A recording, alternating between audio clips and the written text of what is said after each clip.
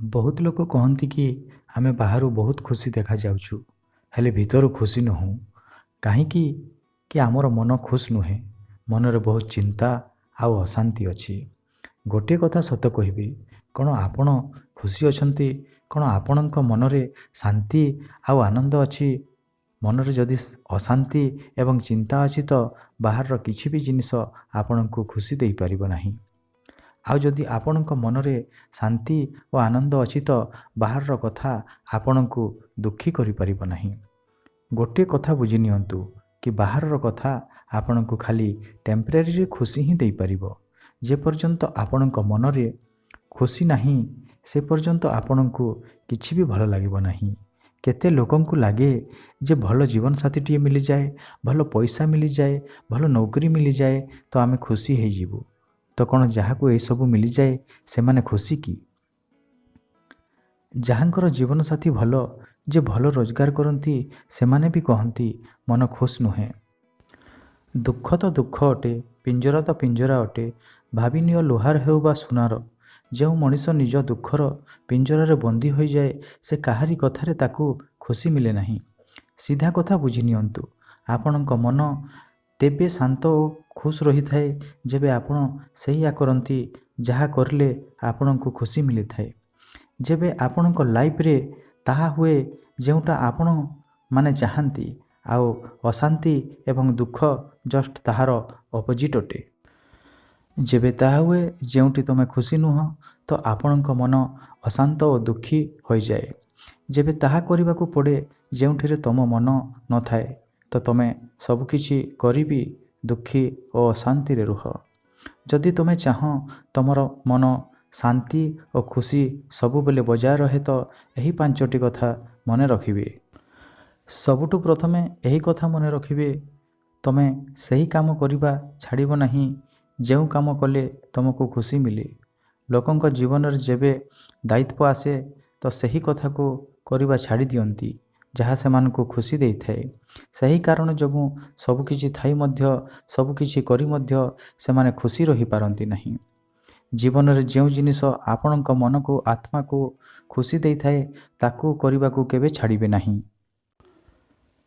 କିଛି ଲୋକଙ୍କ ଅଭ୍ୟାସ ଥାଏ ଛୋଟରୁ ଛୋଟ କଥାରେ ବି ବହୁତ ଚିନ୍ତା କରିଥାନ୍ତି। ସବୁ କଥାରେ ନେଗେଟିଭ୍ ଚିନ୍ତା କରିବାକୁ ଲାଗି ପଡ଼ନ୍ତି। ଏମିତି ଲୋକ ସବୁବେଳେ ଡର ଓ ଚିନ୍ତାରେ ଘେରି ରହିଥାନ୍ତି। ବନ୍ଦ କର ଏତେ ବେଶୀ ଚିନ୍ତା କରିବା। ବହୁତ ଭାବି ଭାବି ମୁଣ୍ଡ ବ୍ୟଥା ହୋଇଯିବ। ଏଥିପାଇଁ କୌଣସି ସଲ୍ୟୁସନ୍ ବାହାରି ପାରିବ ନାହିଁ। ଯେବେ କିଛି ହୋଇନାହିଁ ତ ତା ବିଷୟରେ ପ୍ରଥମରୁ ଭାବି ଭାବି କ'ଣ ପାଇଁ ନିଜ ଜୀବନ ଖରାପ କରିବା। ତ କେତେ ବ୍ୟକ୍ତି ଭବିଷ୍ୟତର କଥା ଭାବି ପଇସା ସେଭ୍ କରିବାରେ ଲାଗି ପଡ଼ନ୍ତି। ଘରେ ସବେ ଅଶାନ୍ତିରେ ରହୁଥିଲେ ମଧ୍ୟ କ'ଣ ଲାଭ ଏମିତି ପଇସାର? ଆପଣଙ୍କ ପରିବାର ଓ ଆପଣ ସେଥିରେ ସୁଖ ନେଇ ନପାରିଲେ। ଏମିତି ନୁହେଁ କି ଆପଣ ସେଭିଂ ନ କରନ୍ତୁ, ତାହା ଯେଉଁଠି ଦରକାର ସେଠି ଉପଯୋଗ କରନ୍ତୁ। କାଲି ଯାହା ହେବ ତ ହେବ। ସେ ଚକ୍କରରେ ନିଜର ଆଜି କାହିଁକି ଖରାପ କରିବେ? ଯଦି ଆପଣ ଆଜି ଭଲରେ ବଞ୍ଚିବେ ଆପଣଙ୍କ କାଲି ମଧ୍ୟ ଭଲ ହେବ। କାହିଁକି ନା ଆପଣଙ୍କ କାଲି ଆପଣଙ୍କ ଆଜିରେ ହିଁ ଜନ୍ମ ନେବ। ନିଜେ ନିଜର ଆଜି ଖରାପ କରି ନିଜର କାଲି କେବେ ବି ଭଲ କରିପାରିବେ ନାହିଁ। ଜାଣନ୍ତି କି ଆପଣଙ୍କ ମନ ଏତେ ଅସ୍ଥିର ରୁହେ କାହିଁକି? ଆପଣ ନିଜେ ନିଜ ଉପରେ ଟିକେ ବି ବିଶ୍ୱାସ ନାହିଁ। ଲୋକମାନେ କହନ୍ତି କି ହଁ ଆମକୁ ନିଜ ଉପରେ ବହୁତ ବିଶ୍ୱାସ ଅଛି। ତ ଯେବେ ପରିସ୍ଥିତି ସାମ୍ନାକୁ ଆସେ ତ ସେମାନେ ନିଜ ଉପରେ ଟିକେ ବି ବିଶ୍ୱାସ କରନ୍ତି ନାହିଁ। ସବୁ ବିଷୟରେ ନେଗେଟିଭ୍ ଚିନ୍ତା କରନ୍ତି। ସବୁ ସମସ୍ୟାର ପରିସ୍ଥିତି ତାଙ୍କୁ ଚିନ୍ତା ଆଉ ଅସ୍ଥିର କରିଦିଏ। ଗୋଟିଏ କଥାକୁ ଆପଣ ଭଲରେ ବୁଝି ନିଅନ୍ତୁ, ଏହା ଜୀବନ ଅଟେ। ଆପଣଙ୍କ ଜୀବନରେ ସୁଖ ଦୁଃଖ ଦୁହେଁ ଆସନ୍ତି। ଆପଣଙ୍କୁ ଭଲ ଲାଗୁ ବା ନ ଲାଗୁ ଦୁହିଁଙ୍କୁ ଆପଣଙ୍କୁ ଫେସ୍ କରିବାକୁ ହିଁ ପଡ଼ିବ। ଏବେ ଏହା ଆପଣଙ୍କ ଉପରେ। ଦୁଃଖ ଆଉ ସମସ୍ୟା ଆସିଲେ ଅସ୍ଥିର ଏବଂ ସମସ୍ୟାରେ ପଡ଼ିଯାଆନ୍ତି କି ବୁଦ୍ଧିମାନ ବ୍ୟକ୍ତିଙ୍କ ପରି ତାକୁ ବୁଝି ତା ସହିତ ଲଢ଼ି ଆପଣ ସେମାନଙ୍କଠୁ ବାହାରି ଆସନ୍ତି। ତ ସବୁ ଆପଣଙ୍କ ହାତରେ ଅଛି କି ଆପଣ କ'ଣ ଚାହାନ୍ତି। ଯଦି ତୁମେ ନିଜ ଉପରେ ବିଶ୍ୱାସ ରଖ ତ ତୁମକୁ ଦୁନିଆର କୌଣସି ଶକ୍ତି ହଲେଇ ପାରିବ ନାହିଁ। ଆଉ ଯଦି ତୁମେ ନିଜ ଉପରେ ବିଶ୍ୱାସ ହଜେଇ ଦିଅ ତେବେ ଜୀବନର ସବୁ ଯୁଦ୍ଧ ହାରିଯିବ।